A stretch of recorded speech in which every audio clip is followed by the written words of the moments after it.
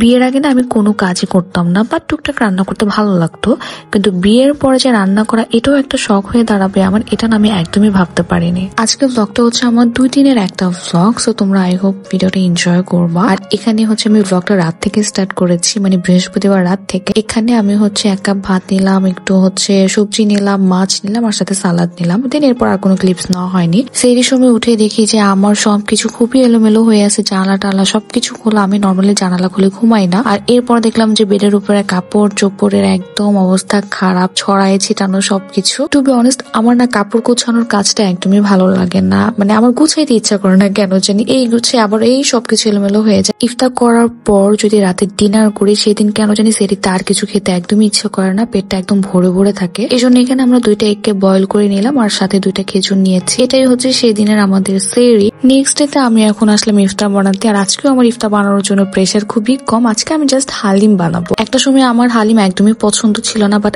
এখন আমার এত পছন্দ এই হালিমের জন্য এখানে আমি চিকেন গুলোকে একদম ছোট ছোট করে কেটে নিয়েছি। আর এখানে প্যাকেটের মধ্যে যা যা ইনস্ট্রাকশন দেওয়া আছে সেটাই ফলো করছি। আমার কোনো রেসিপি না, রাঁধুনি প্যাকেটের গায়ে যেটাই লেখা আছে আমি ওটাই জাস্ট ফলো করি। আর আমার কাছে এটাই সবচেয়ে ইজি লাগে। হালিমের ডালটাকে এখানে আমি গরম পানি দিয়ে 15 মিনিট ভিজিয়ে রেখেছিলাম। আর এখন আমি চলে আসলাম হালিম বানাতে। প্রথমে আমি বেশি করে পেঁয়াজ দিয়ে দিয়েছি। পেঁয়াজগুলোকে আমি বেরেস্তা করে নিব, তারপর 80% মতো আমি উঠিয়ে নিব, আর 20% ওখানেই থেকে যাবে। এন্ড এরপরে আমি হচ্ছে যে মাংসটা ছিল ছোট ছোট করে কাটা, ওইটা দিয়ে দিলাম। কিছুক্ষণ ভেজে নেওয়ার পরে আমি মশলাটা পুরা দিয়ে দিব। একটু পানি দিয়ে মাংসটাকে কিছুক্ষণ আমি একটু কষিয়ে নিব। তারপরে যে ডালটা আমার ছিল ওইটা পুরাটা এখানে দিয়ে দিচ্ছি। তারপর ডালের সাথে সবকিছু ভালো করে মিক্স করে আমি এখানে বেশি করে পানি দিয়ে দিচ্ছি। আমার কাছে না হালিম বানানো খুব ইজি মনে হয়। আর এখানে আমি একটু গরম মশলা অ্যাড করেছি। আসলে গরম মশলাটা আমার সবকিছুতে ইউজ করতে হয়, এন্ড এটা দিলে না খুব ভালো একটা ফ্লেভারও আসে। আর হালিম কিন্তু তোমার এই মাটির বাটিগুলোতে সার্ভ না করলে একদমই ভালো লাগে না, তাই আমি সবসময় ট্রাই করি যখনই হালিম বানিয়ে বাটিটাতে সার্ভ করতে। এটা অ্যাকচুয়ালি একটা হালিমের বাটি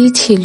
এরপরে আমি আসলাম হচ্ছে তোমার একটু দই চিরা বানাতে। প্রথম রোজার দিন আমি দই চিরা বানিয়েছিলাম, বাট ওইটা না খুব একটা ভালো হয়নি। এই জন্য ভাবলাম যে আজকে একদম মজা করে দই চিরা বানাবো, বাট আজকেটা খুবই মজা হয়েছে। আর এটা ছিল সেদিনের আমাদের ইফতারের মেনু, খুবই সিম্পল। আর এখানে যে হালিমের বাটিটা দেখতে পাচ্ছ, আমরা দুজন ওই দিন এক বসে এই পুরো বাটিটা শেষ করে ফেলছি। এত মজা হয়েছে হালিমটা খেতে। এরপর আর কোনো ক্লিপস নেওয়া হয়নি, একদম সেরি থেকে আবার ব্লগটা স্টার্ট করলাম। সেরিতে উঠেই না আমি প্রথমে সবার আগে হচ্ছে এই গ্রিন কফিটা খাই। এটা তোমাদেরকে আমার খুব একটা দেখানো হয়নি, বাট আজকে খাওয়ার সময় না কেন জানি আমার মনে পড়লো যে এটা তোমাদেরকে দেখাই। আমি জানি না এটা তোমরা কে কে ট্রাই করছো, বাট আমি কিন্তু এটা এর আগে আরো একবার ট্রাই করছিলাম আমার বিয়ের আগে, কিন্তু তখন ওটা আমি জাস্ট 1 মাস ইউজ করছি। এরপরে আমি আর একটা প্যাকেট খাওয়ার পরে আর মানে কন্টিনিউ করি। আর এখন যেহেতু আমি একটু ডায়েট মেনটেন করছি, তাই এটা আমি আবারও খাওয়া স্টার্ট করেছি। এটা টেস্টটা কিন্তু একদম গ্রিন টি এর মতো। আমি যেহেতু গ্রিন টি প্রচুর খাই, তো আমার কাছে খুব একটা খারাপ লাগে না খেতে। এই ড্রিঙ্কসটা বেসিক্যালি যারা ওয়েট লস করতে চাও তাদের জন্য। এটা খালি পেটে 2 বার খেতে হয়, একবার হচ্ছে সকালে আর আরেকবার রাত। বাট এখন যেহেতু সকালে খাওয়ার সুযোগ নাই, তাই আমি এটা সবসময় সেহরি করার আগেই খাই খালি পেটে। তুমি যদি এটা খুব ভালো করে মেনটেন করো, একদম প্রপারলি 1 মাস খাও, এটা কিন্তু তোমার 5 থেকে 6 কেজি ওজন কমাবে। এন্ড এই ড্রিঙ্কসটার সাথে তুমি যদি খুব সুন্দর একটা ডায়েট মেনটেন করো, তাহলে তুমি খুব ভালো একটা রেজাল্টও পাবা। হালকা কুসুম গরম পানিতে তুমি 1 চামচ নিয়ে মিক্স করে খেতে পারবা, সাথে একটু লেবুর রস, একটু আদার রসও মিক্স করতে পারো। আমি এগুলো মিক্স করতে একদম ভুলে যাই সবসময়। ড্রিঙ্কসটা খেয়ে কিছুক্ষণ ওয়েট করে ফ্রুটস এর সাথে আমি একটু টক দই মিক্স করে সেটা সেরিতে খেলাম। নেক্সট ডে ফ্রাইডে, সেদিন তো ছুটির দিন, আর ওই দিন আমার অনেক কাজ ছিল। এখানে আমাদের যত কাপড় চোপড় ছিল সেগুলো ওয়াশ করতে দিলাম। আমার যিনি হাউস হেল্প আছে ওনাকে বললাম যে আজকে আমার যে মাটিগুলো আছে গাছের ওগুলোকে একটু ঝুড়া ঝুড়া করে দিতে, কারণ সবগুলো মাটি কেমন যেন হয়েছিল। আজকেই ফ্রাইডে, আর আজকে আমাকে একা একা ইফতার করতে হবে। তানভীর থাকবে না, ওর অফিসে আজকে ইফতারের প্রোগ্রাম আছে। আর এখানে আমি খুব একটা নিজের জন্য ঝামেলা করবো না। আমি যে হালিমটা আগের দিন রান্না করেছি ওইটাই গরম করে নিচ্ছি। আর এখানে আমি স্ট্রবেরি দিয়ে একটা স্মুদি বানাচ্ছি। স্ট্রবেরি দিলাম, এখানে হচ্ছে তোমার ওটস দিলাম, কলা দিলাম, খেজুর দিলাম, মিল্ক অ্যাড করলাম। দেন এটাকে এখন ব্লেন্ড করে ফেলবো। তারপর গ্লাসে আমি আইস দিয়ে এটাকে এখন সুন্দর করে সার্ভ করে নিচ্ছি। আর আরেক গ্লাস যেটা ছিল ওইটা আমি তানভীরের জন্য রেখে দিব। পরে আমি আমার ড্রিঙ্কসটাকেও আরো কিছুক্ষণ ফ্রিজে রাখবো, কারণ আমার না ঠান্ডা জিনিস একদম ঠান্ডা ঠান্ডা খেতে ভালো লাগে। আমি তো ভাবছিলাম আজকে কিছুই করবো না, একটু রেস্ট নিব,